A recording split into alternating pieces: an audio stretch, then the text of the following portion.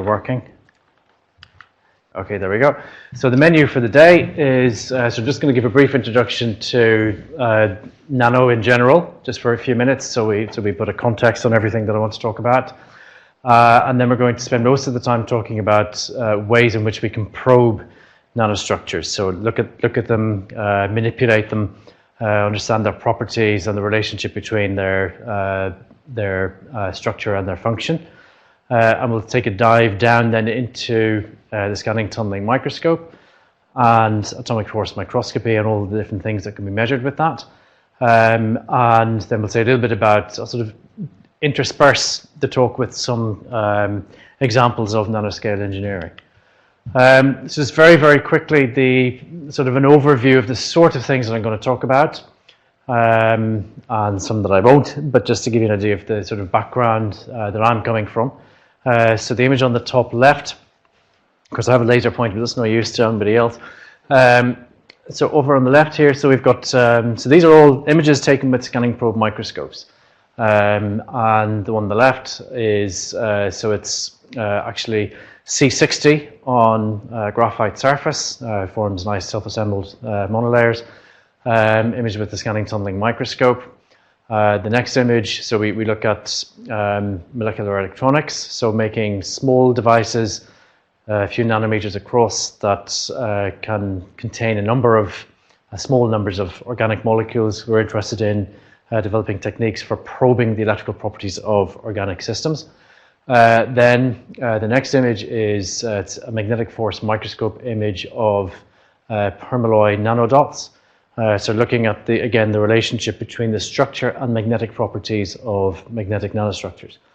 Then there's a little bit on oil recovery. So we did some work with BP a few years ago where we looked at the oil wettability of well-bore samples. So this is just an atomic force microscope image of coccoliths from a North Sea oil well.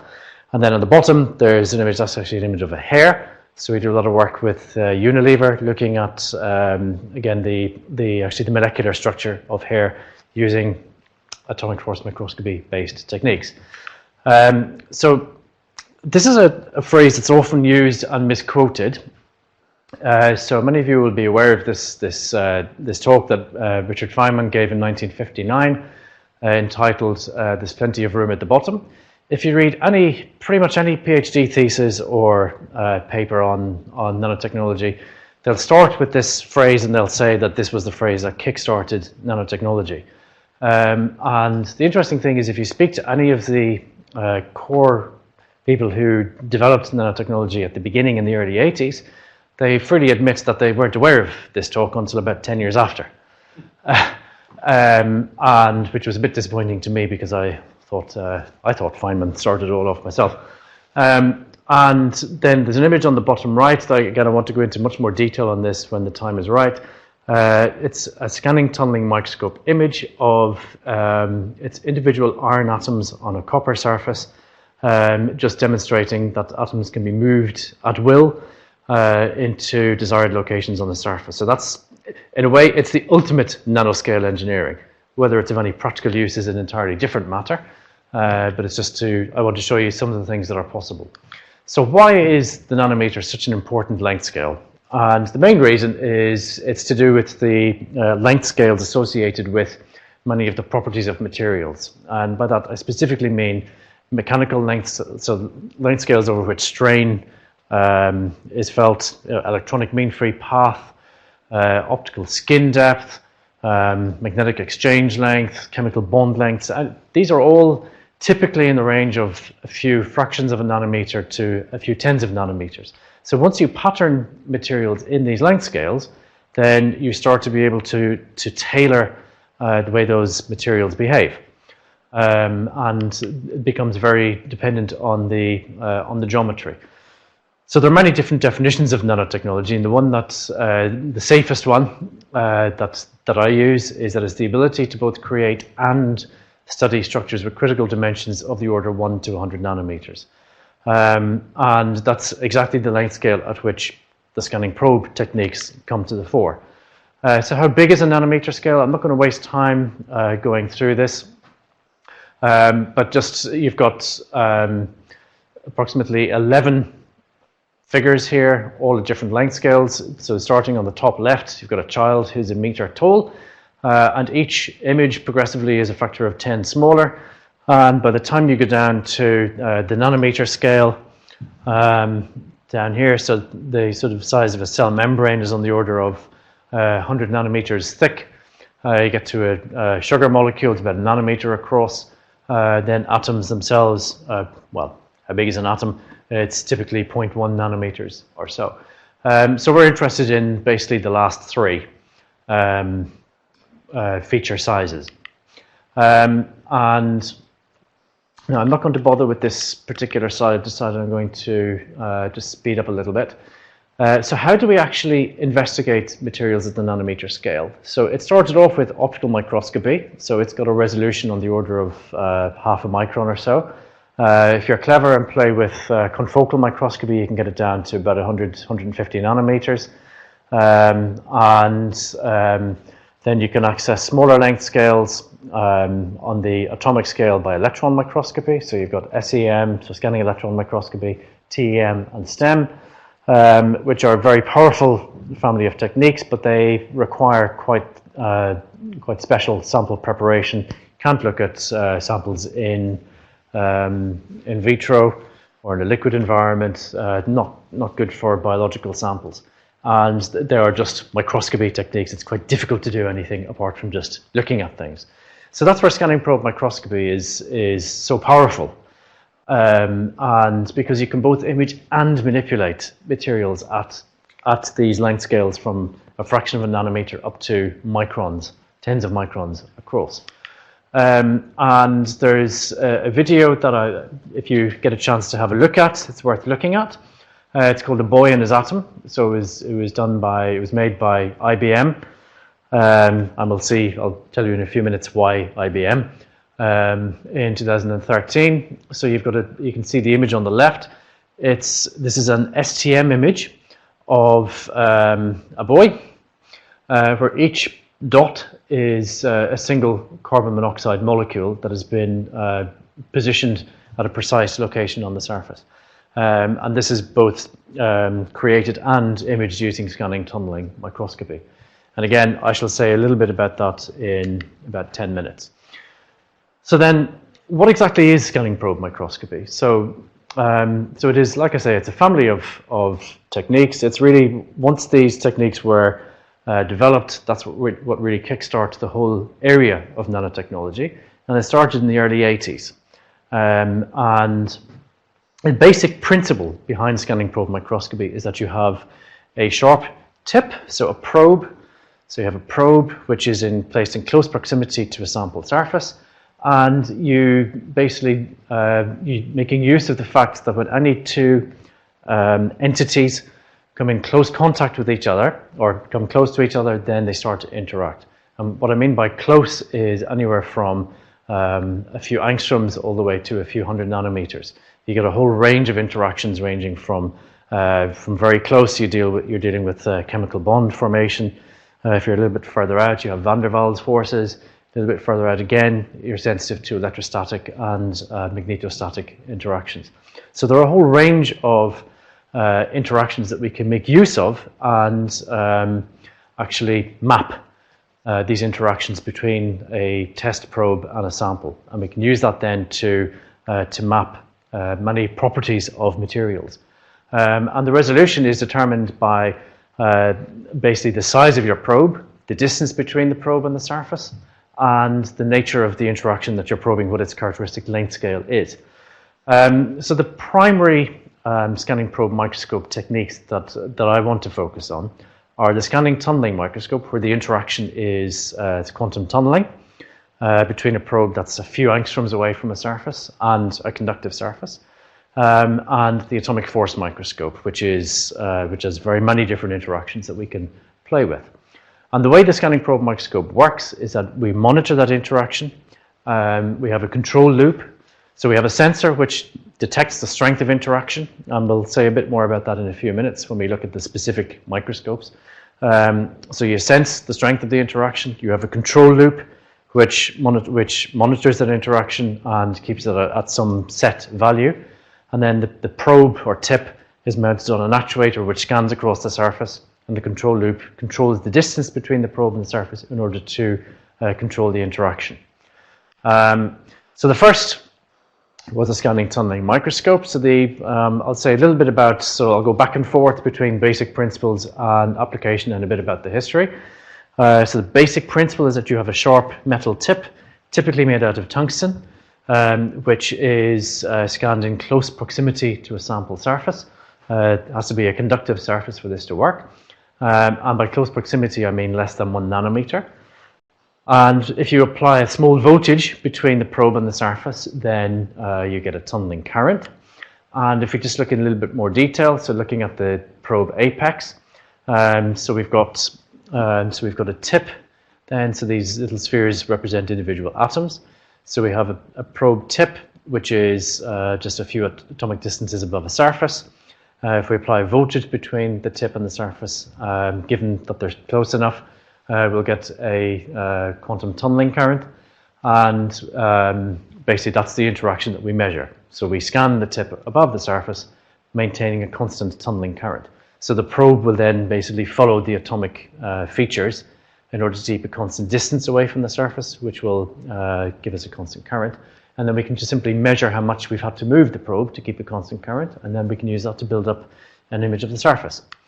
So in a little bit more specific detail, and that's really what I want to do today, because I know many of you will be familiar with these techniques, so I want to sort of talk about them at different levels, all the way from the very fundamental principles to how we actually use them. So the more fundamental principle of STM, so again you have your probe tip above a surface at some distance, I'm calling Z.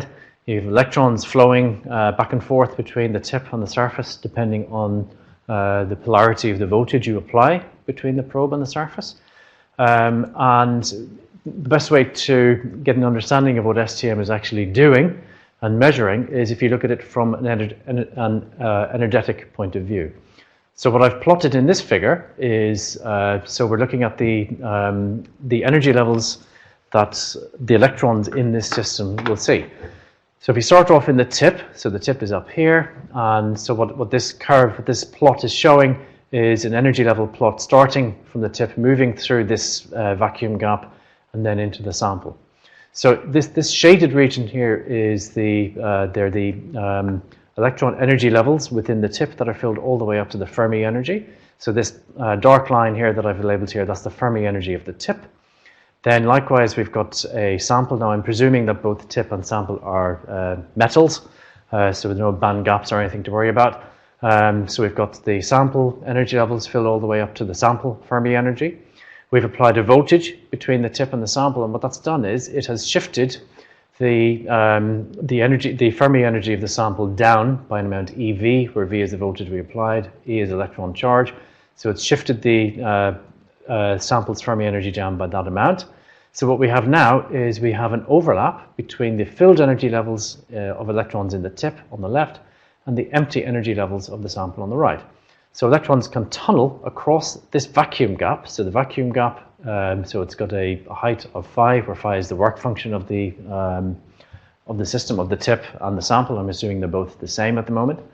And then this vacuum gap has the width we're calling Z.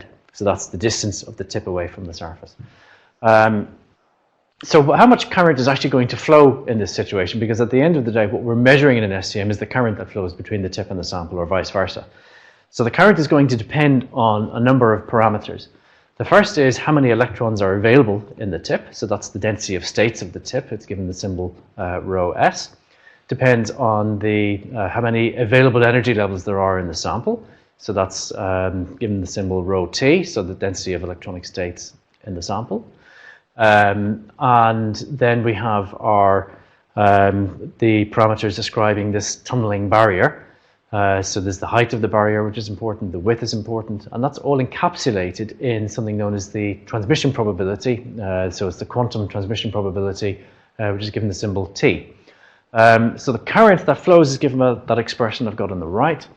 So it depends on the density state of the sample, of the tip, and the transmission probability of that tunneling barrier. And obviously this transmission probability will also depend on anything that we have within this vacuum barrier. So if there's a molecule or some other species other than just empty space, then it will also have energy levels that we can tunnel into and out of.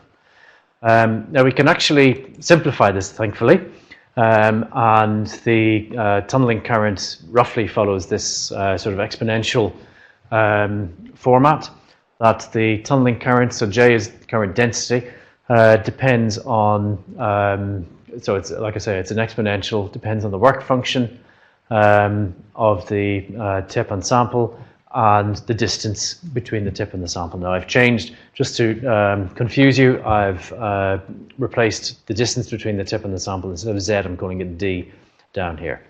So that's just to see if you're awake. So typical values then that we're dealing with. So typical metal has a work function of around 4 eV. Typical distance between the tip and the sample is on the order of half a nanometer. Typical tunneling current that you get when you apply on the order of a few hundred millivolts between the tip and the sample. Typical tunneling current is on the order of a few hundred picoamps to a nanoamp. So they're the sort of numbers you're dealing with in an STM. So like I say, the STM was invented in 1981 by two IBM researchers, so Binnig and Rohrer, and they got the Nobel Prize 5 years later. That doesn't happen very often, that it's that quick, and it's just an indication of how this seemingly fairly fundamental development revolutionized quite a few areas of science. So what we have on the left is, this is taken from, it's actually taken from an IBM in-house magazine from 1989, and it's just showing an STM. So you've got an STM tip here, so the big thick needle, and it's very close then to some metallic surface. And then on the bottom right, we have, this is the first problem that the STM was used to crack, which was the surface atomic arrangement on the silicon 111 surface, because conventional methods that are used to work out the atomic arrangement, so Lead and Auger and so on, had an electron diffraction, had come up with two possible models to describe the arrangement of atoms on a silicon surface. So they didn't actually know what the arrangement was, so the STM was used to directly look at it, and found that the correct arrangement is described in what's called a 7 by 7 unit cell. So that was the first problem that was used. It was of direct relevance to the semiconductor industry because they wanted to know what surface they were working with. So there are many tip-sample interactions in scanning probe microscopes. Basically, when you bring a probe close to a surface, there are many, many different things that happen at different length scales, different time scales. You have tunneling currents to think about. You've got electrostatic interactions and magnetic and various other interactions to think about. So what a tip actually looks like, so this is an STM tip, imaged using an electron microscope. And they typically have a radius of curvature of a few nanometers. And what I want to spend a little bit of time talking about later are the force interactions between a tip and a surface. So this is probably the most complicated curve that I will show today. What it's showing is, so the y-axis is showing a force between an AFM tip, or between a tip, a probe tip and a surface, and the x-axis is the distance between, well, it's just a distance. I'm not going to say between the probe and the surface because there's still a bit of uncertainty as to how you define contact in between two materials. How do you define when they're physically in contact? So what we have here is there are a number of things that you can measure, and I'll show you later on a couple of examples of things that we can measure. When you've got a probe tip coming close to a surface, they start interacting with each other mechanically, and then by looking at this interaction, we can actually measure quite a number of properties of the material that we're looking at. So if you start off, so the green curve is showing what happens when you move a tip in towards the surface. So I'm starting out far away, move a tip in towards the surface, and then you start to reach a point where the tip starts interacting with the surface. It feels long-range electrostatic forces, and once you get to a point where the force gradient is equal to the mechanical stiffness of the probe, then the probe will snap into contact. So that's this point here. And then thereafter, it's in physical contact, and it enters a repulsive regime where, as you push the probe further into the surface, the probe just deforms, as does the surface. When you pull the probe back again, so that's this curve down here, then what you find is you'll find that there is always a difference, that you have to pull the tip or the probe further out in order to put it back off the surface.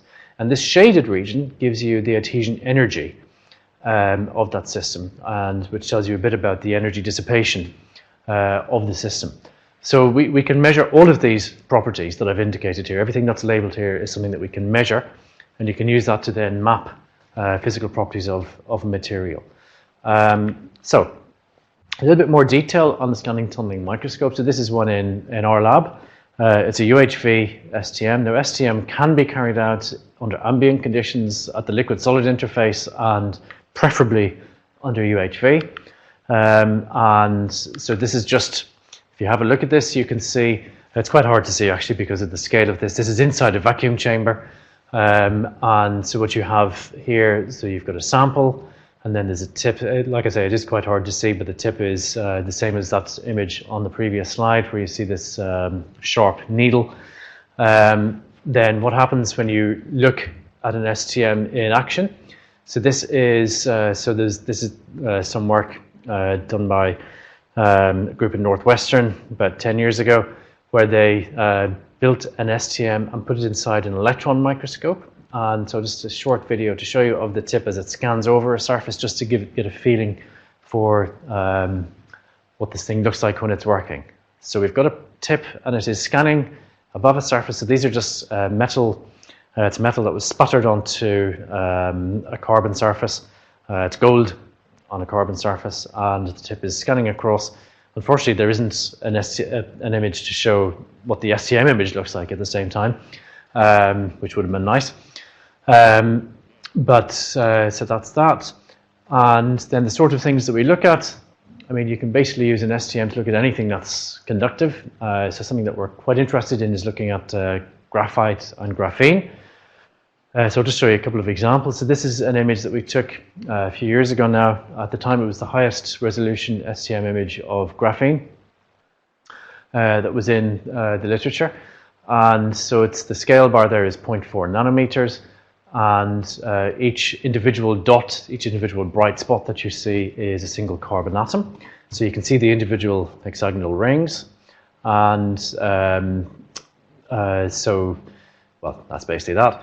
And you can combine that then with, or which we often do with DFT calculations, so that you can actually unpick what exactly it is that you're seeing. Probably not that interesting from a graphene point of view because it's fairly obvious, but there are other examples I'll show you in a minute where you actually need to do some modeling in order to be able to figure out what exactly you're looking at.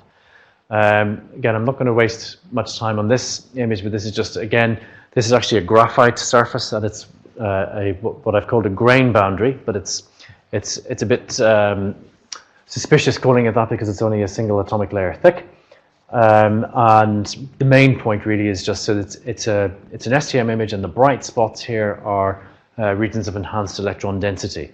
And the main thing to pick out from this is that the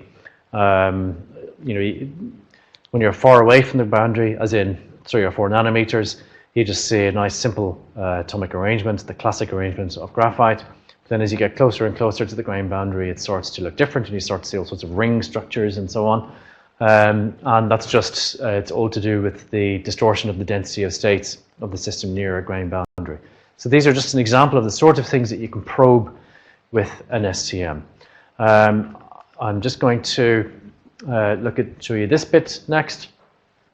So of course, I did mention that with an STM you can have a current flowing back and forth between the probe and the surface. So what I really mean by that is that depending on the polarity of voltage that you apply to the system, you can either have electrons flowing from the sample to the tip or from the tip to the sample. And depending on what you choose, either, so if you apply a positive voltage onto the sample relative to the tip, then what you will do is electrons will then flow from the tip into the sample, so they will probe the empty electronic states in the sample, and that's what this image is showing here. So it's a silicon 111 surface. The area that's being probed here is 10 nanometers. If you then swap the polarity and now apply a negative voltage on the sample relative to the tip, then electrons will flow from the sample to the tip. And this is what you see. So you see a completely different arrangement. It's exactly the same area. And in fact, it's imaged pretty much simultaneously. And it's just showing you that, in fact, what that means then is that these individual spots that you can see in each image, they're actually not atoms. They're just regions of enhanced electron density. So you need to be very careful with STM that you don't think that when you take an image that it's showing you atoms. It's showing you a map of the electronic density of states, which for a conductor turns out to be the same thing as the atoms. Then what other things can we do? So this is something that's, again, is of particular interest to me. This is some work that we did about 5 or 6 years ago using a low temperature STM. What we have here is, so it's a gold 111 surface. It's of particular interest for anybody who's looking at self-assembly. The particularly curious thing about this surface is that so the surface unit cell has 46 atoms, whereas the bulk unit cell of gold has 44 atoms. So it means that the top layer of gold is incommensurate with the rest of it, with the layers underneath, and so you get the top surface then actually forms these periodic buckles on the surface, and that's called a herringbone reconstruction. And what you find is that there are some areas where the atoms in the top layer are excitingly close packed relative to the atoms underneath. I've indicated that with the HCP label. And then other areas where you've got FCC, packing, so face-centered cubic. And then these bright lines that you have, they're what are called bridging sites. It's where you've got this evolution between hexagonal close packing and face-centered cubic. And the fact that you've got this additional atomic arrangement on the surface leads to the creation of a surface state, which is just 400 millivolts below the Fermi energy. And that's indicated by the graph on the bottom. So it's an electrical measurement of the density of states. You see the small change in the density of states. That's just demonstrating that there is a surface state. So the thing I want to show you is, so we looked at, so we had a particular interest in cobalt porphyrin. So it's, so this is a molecular species that's used as a catalyst in nitrogenation reaction. And so we've got a series of STM images here. There are 4. Basically each spot that you see is a single cobalt porphyrin molecule. So this is all under UHV conditions. And you can see in the image on the top left, those lines that are running from the top to the bottom. They are the herringbone reconstruction. And what you notice is, so the next image over, the one with the 6 nanometer scale bar, is just a zoom in. And you notice that, so you see a number of these molecules look a little bit different. So I've got 3 just here. And what it is that these molecules are aligned along the herringbone reconstruction lines. And if you look a little bit closer, so the image is on the bottom, so I've put in the scales just under a nanometer. So you've got 9 cobalt porphyrin molecules here, nicely arranged. And then here, it looks a little bit different. So this area is actually centered on one of those reconstruction lines. And what we found is that the molecules which are locked onto those bridging sites on the gold surface actually change their conformation. Their interaction with the surface is so strong. And what we noticed when looking in more detail is that that these molecules actually form chiral assemblies on a gold surface, which they do not do otherwise. Okay. Then it's another very, very quick example. So of a particular interest in graphene mimics. So these are cornene molecules. I know this is something that's of interest to some of the folks in Manchester. And so we deposit these. They're actually on graphite. And so we've got an STM image there, which is figure panel A. And you see a very messy looking pattern. There's a scale bar there, 1.2 nanometers. So the entire image is 6 nanometers across. And we've just indicated in the blue what the actual arrangement of these molecules on that surface is. If you zoom in, so the image then, the bottom left, panel C, it's just over 1 nanometer wide. It's 1.05 nanometers wide. And you've got a single molecule, and we've just tried to indicate where that molecule is.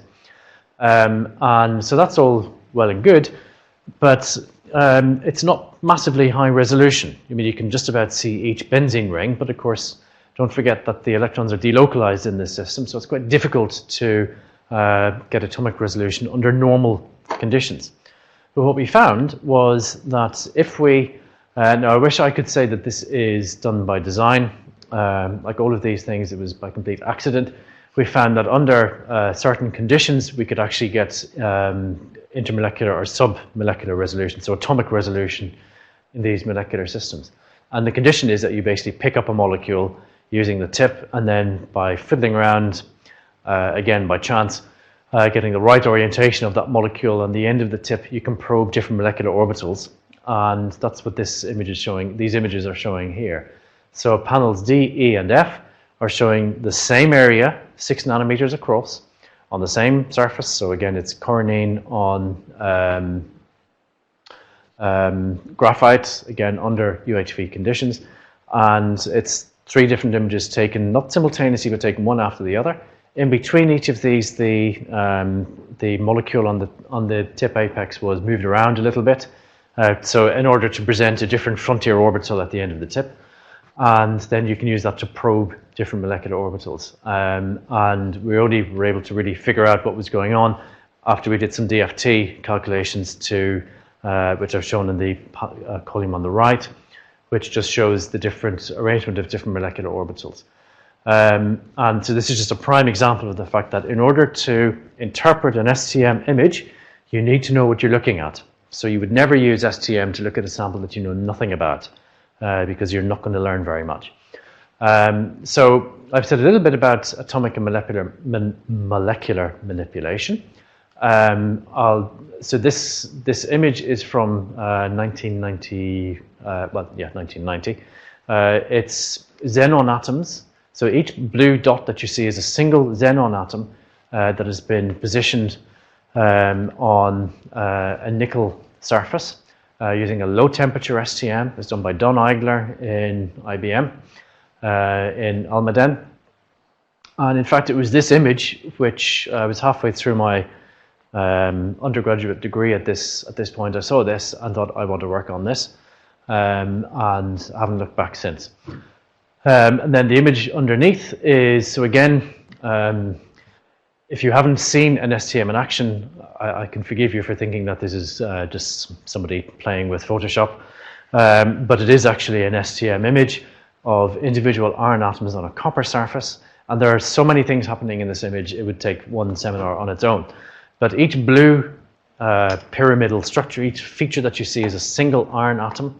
They've been positioned in place using an STM tip. So manipulating atoms is it's reasonably straightforward with STM. There are many different ways in which you can do it. You can either use the tip to push things across the surface, to pull them, or you can pick things up with the tip and then drop them back down again.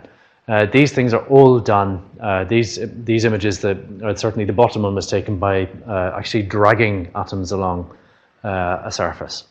And the ripples that you see, so if you look at this image, you see circular wave pattern and ripples. What that's showing is it's showing the electron standing waves in this system, which are evident because you're at very low temperature and the coherence length of the surface electrons is on the order of several nanometers. Then this is my very favorite. So this was IBM clearly getting a bit bored. So if you can read this, you're too close. So again, each spot that you see is a single carbon monoxide molecule on a copper surface.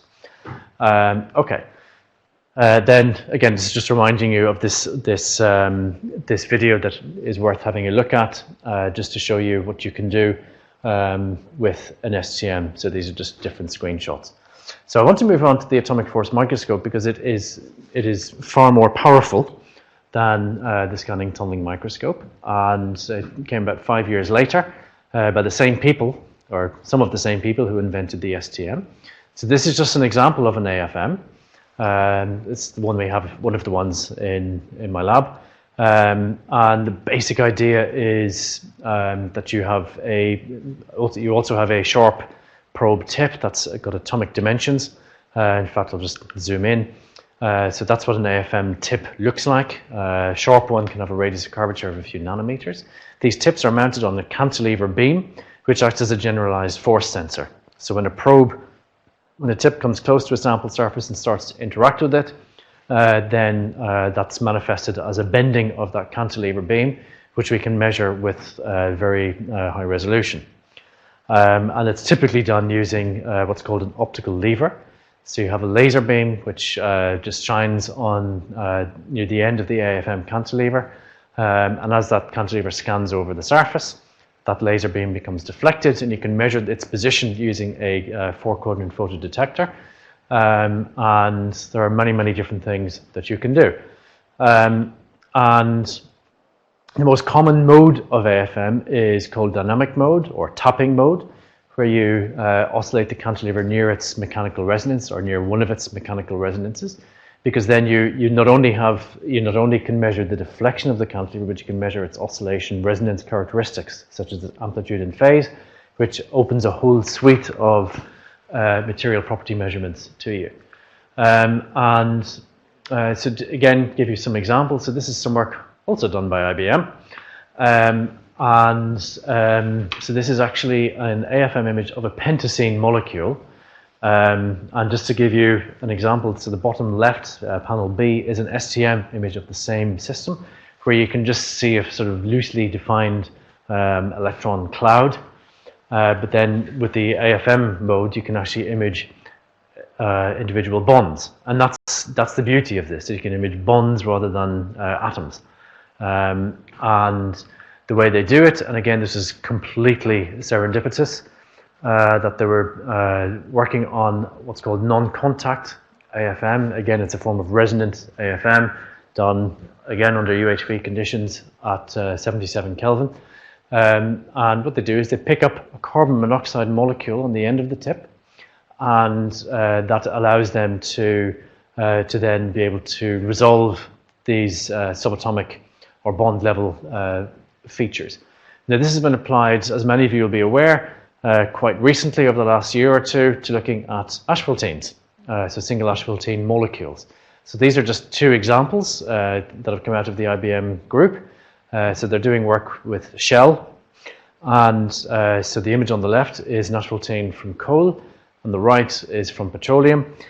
So what they do is they basically literally take some asphaltene material, flash evaporate it in a vacuum system onto a fresh copper surface, and then fiddle around with their tip in order to get a carbon monoxide molecule. And then they can take these kind of images. Now, I have a couple of slides on, how contact and non-contact mode are. I'm not going to bother going through that because I think many people know how these things work, and I think we're better off focusing on what you can actually do with an AFM. Of course, I'm happy to discuss any of those actual measurement modalities later on. So these are just some fairly pedestrian examples to start off with. So starting at very large scales and working our way down. So the image on the top left is actually a coin. So it's a 4 micron area of a 5p coin.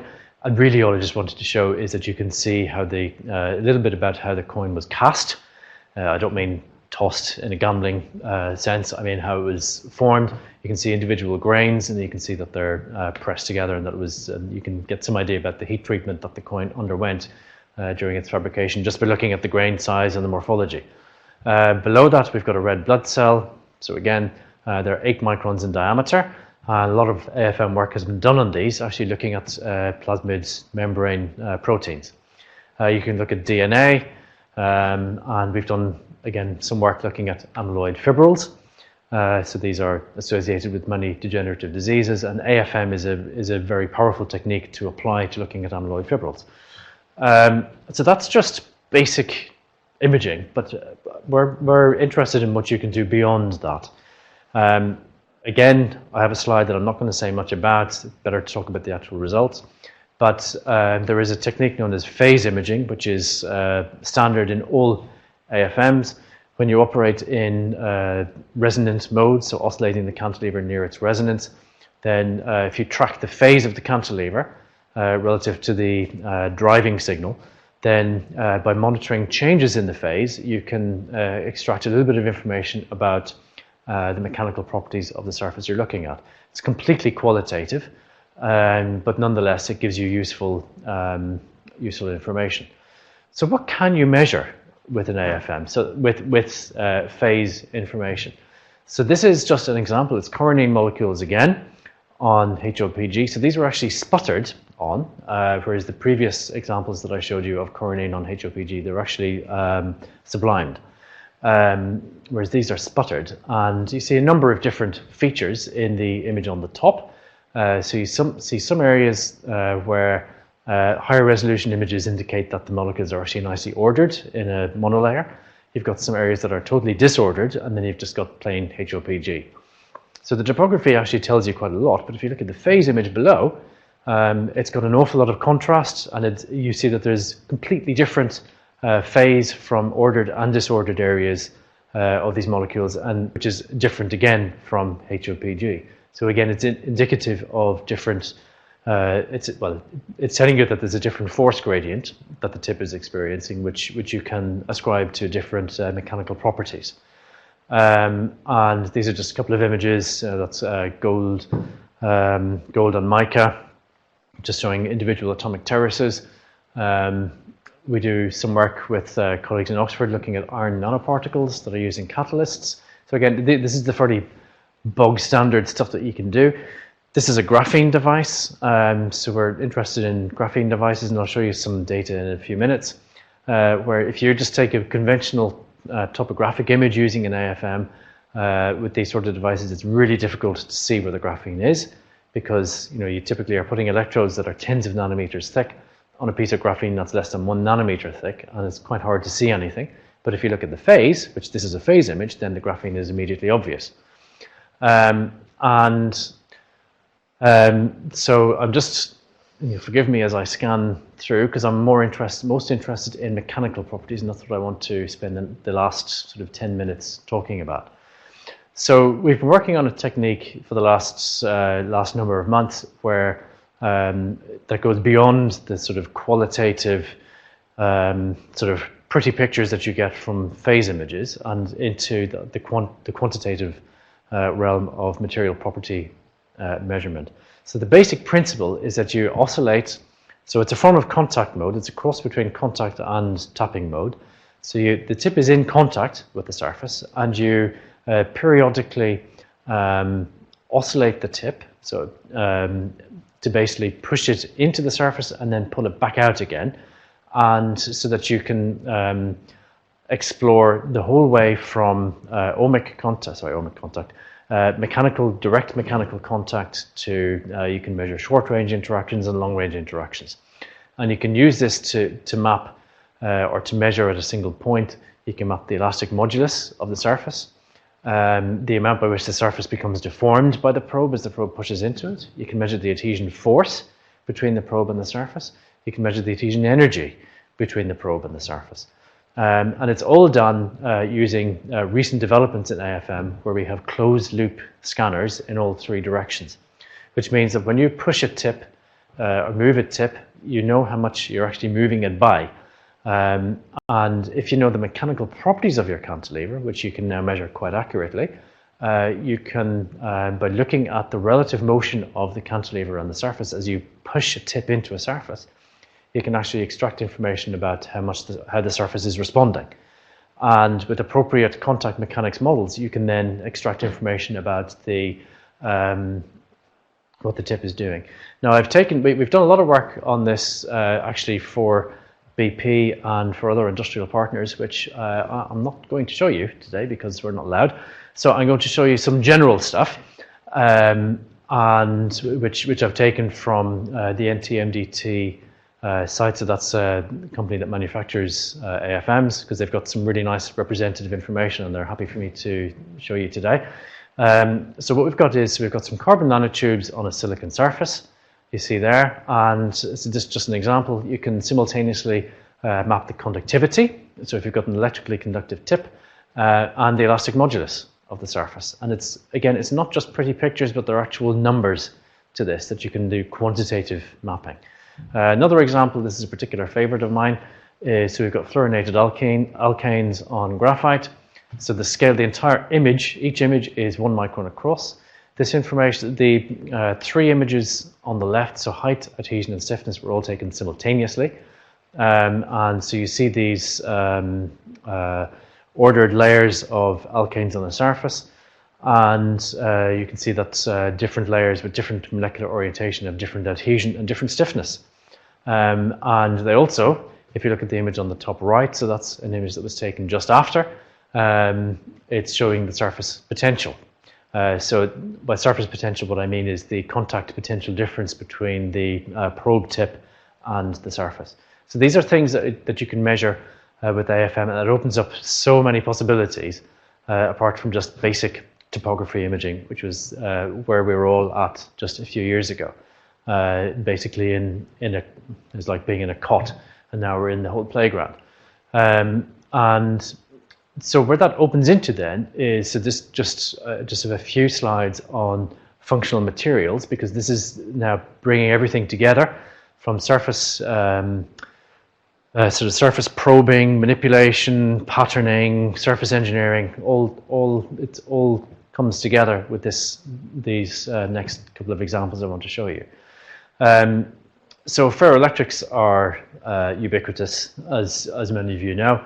They're used in flash memory devices, RF filters, piezo lighters, probably not the best application, actuators. So mobile phones, or in fact all cameras that have an autofocus, will have a piezoelectric actuator in it. So ferroelectrics are materials that have a spontaneous electric polarization, and the electrical equivalent or analog of ferromagnetic materials. And our particular interest is in engineering the shape and size of ferroelectric elements and thin films in order to control their properties.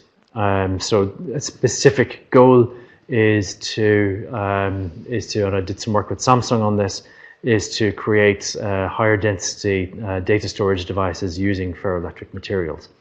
And again, I'll flick through some slides because I want to not keep it going too long. So what are the sort of things that we can measure with an AFM that are relevant to functional materials? So we do, like I said, you can image ferroelectric domain structures. So ferroelectric systems are equivalent to ferromagnetic systems in that they will spontaneously form domain structures in an attempt to minimize their electrostatic free energy. And you can use an AFM to actually not just image those domain structures, but you can manipulate them. Because the tip is basically, if you've got a conductive tip, you can use it to locally apply an electric field, which in turn modifies the electric polarization. And you can use that to control the domain structure. And this ultimately has an effect on how these materials behave when they're in something like a ferroelectric capacitor in a RAM device. And we're also interested in ferromagnetic materials. I'll show you some more examples of each properly in a minute. And so we have a topography image of some permalloy nanostructures, and then a magnetic image taken simultaneously. And by looking at the contrast in the magnetic image, we can extract quite a lot of information about the magnetization distribution and magnitude within those structures, and how it depends on the local geometry and size of the structures that we've made. So how do we actually map domains in a ferroelectric material? What's the principle? So the idea is that ferroelectric materials are also piezoelectric. So what we have here is just, so we do a lot of simulation work on this. So we have a tip coming down from the top, and it's got a radius of r. It's in contact with a piezoelectric material.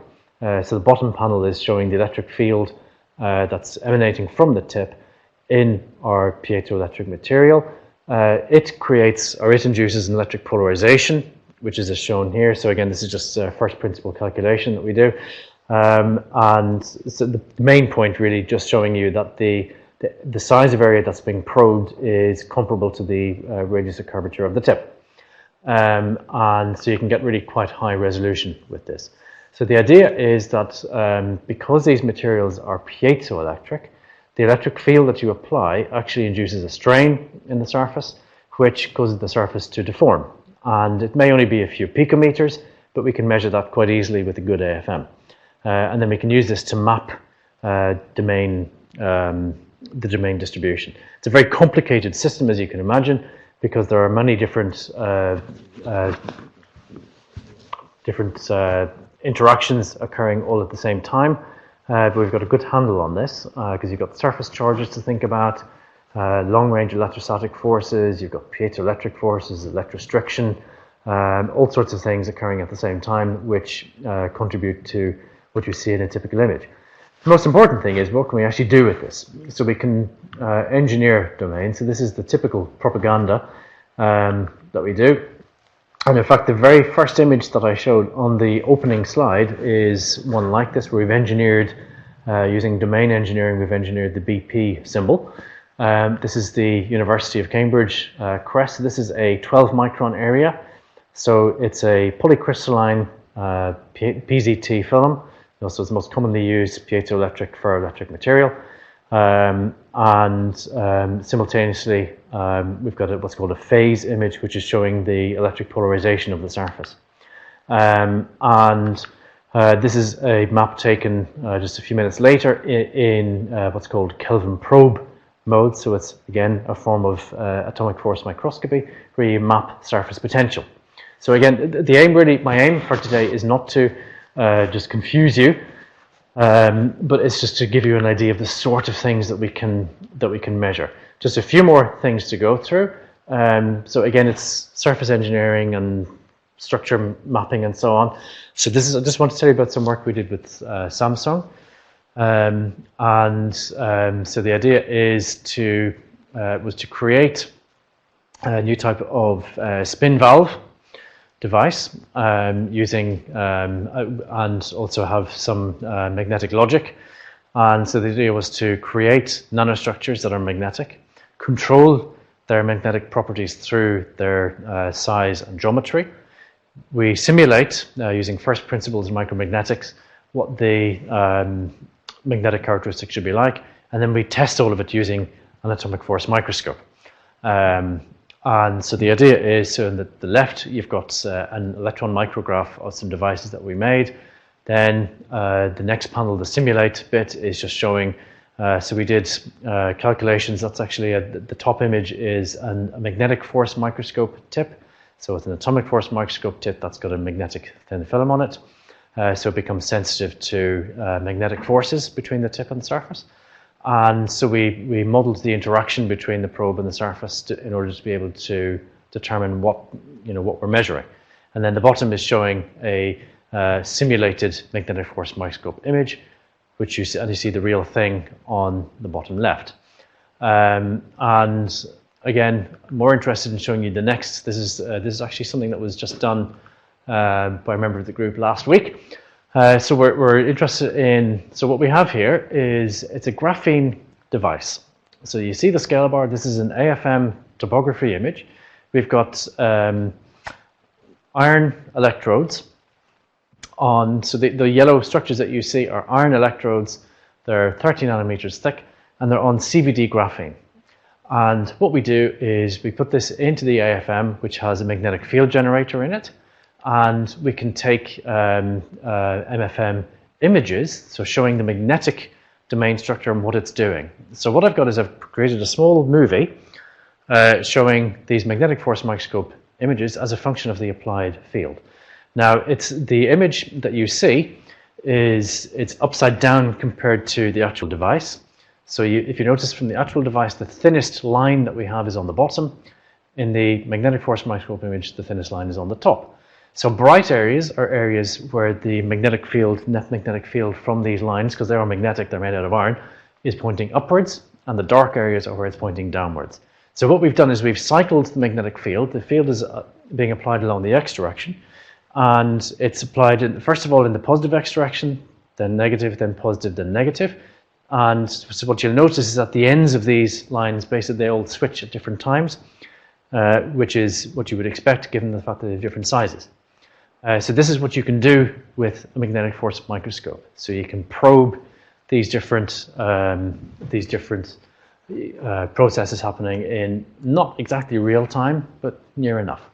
So again, you can see these lines switching their magnetization direction. And of course, the real idea is to combine this with electrical measurements, so you can actually demonstrate that you've got a spin valve.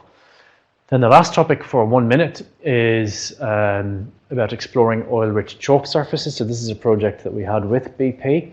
It's not an ICAM project, and again, this is in the public domain, it's all published. And the idea was to look at wettability of chalk surfaces using an AFM. So I literally have one slide with a few pictures to give you the basic idea. So if you look at a chalk sample, so you see these coccolith structures, so these round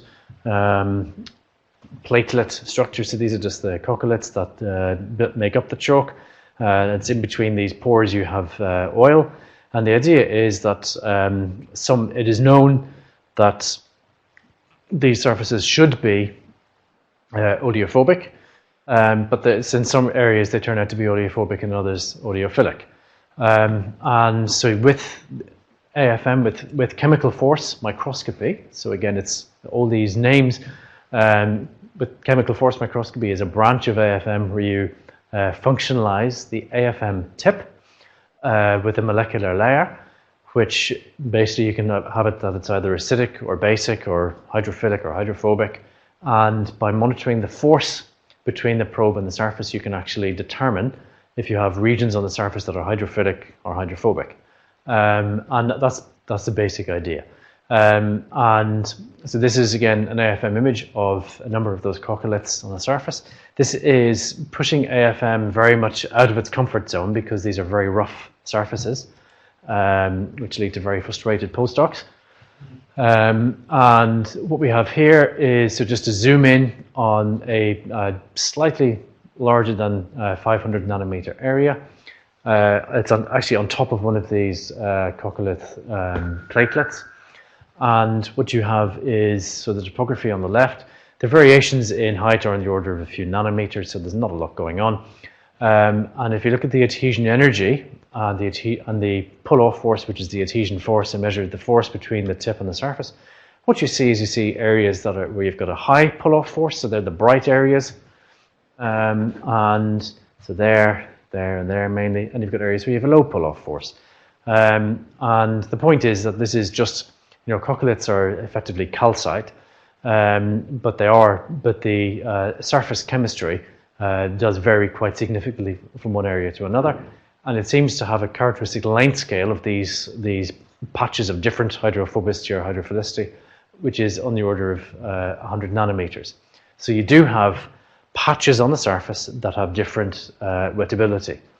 And then the very last thing, rather than go through this, so this is my last slide, I just want to say a little bit about patterning of materials and actually how you go about creating nanostructures. So we have two different techniques. I mean, there are a whole multitude of techniques that you can use to pattern surfaces, all the way from just molecular deposition, self-assembly, to this fairly large scale stuff. But this is just an example. So we do ion milling. So we do focused ion beam milling and broad beam ion milling to create nanostructures in functional materials. So the top left so these are all images of the same material. Top left is just showing structures that were made in PCT by ion milling. Then the images underneath are AFM. So the bottom left is an AFM topography image, and panel C then is an AFM phase image. And the contrast is just indicative of the fact that we've got different materials. So we actually, down here, we have a silicon surface, and then we have PZT, and they have different mechanical properties, so they show up very nicely in a phase image. Then other forms of patterning that we do is, so instead of just removing material, we also add material. So that's conventional electron beam lithography or optical lithography. So what we have here is, so this is actually the work that we did with Samsung. So we have an optical image of an electrode pattern. So the yellow structures that you see are gold. So what we have here is a gold microwire, and those dots that you see on top of it are permalloy. They're magnetic quantum dots. The idea is you pass a current through this wire, produces a magnetic field, and that magnetic field can then switch the magnetization of these magnetic dots. And this is an AFM image of that central area of that dot, of that wire rather. So you have an area just here where there are some dots missing, and that's an AFM image of the same area. I can't show you the rest because it's, well, it's Samsung, but you can simultaneously take magnetic force microscopy image, look at the domain structure, and you can actually observe individual bits as they switch. And then, of course, the idea is that each bit that you see there is actually a data bit in a high-density memory device. So, to conclude, so there are many different things that we can do with scanning probe microscopy that range all the way from very fundamental, looking at atoms on surfaces and moving things around and playing basically, to starting to be able to engineer surfaces. But it's really the atomic force microscope that is incredibly powerful, because up until a few years ago it was very qualitative. You have to go to a lot of trouble to understand what images were telling you, but now you can do quantitative property measurement. It opens up very many new windows. I've but touched the tip of this particular iceberg, because there is an awful lot more. I didn't get to touch on what you can do by combining AFM with optics, and many of the other things you can do with nanoscale engineering, because I felt this was something that would be where there was a bit of a gap in the knowledge base. So, okay, thank you.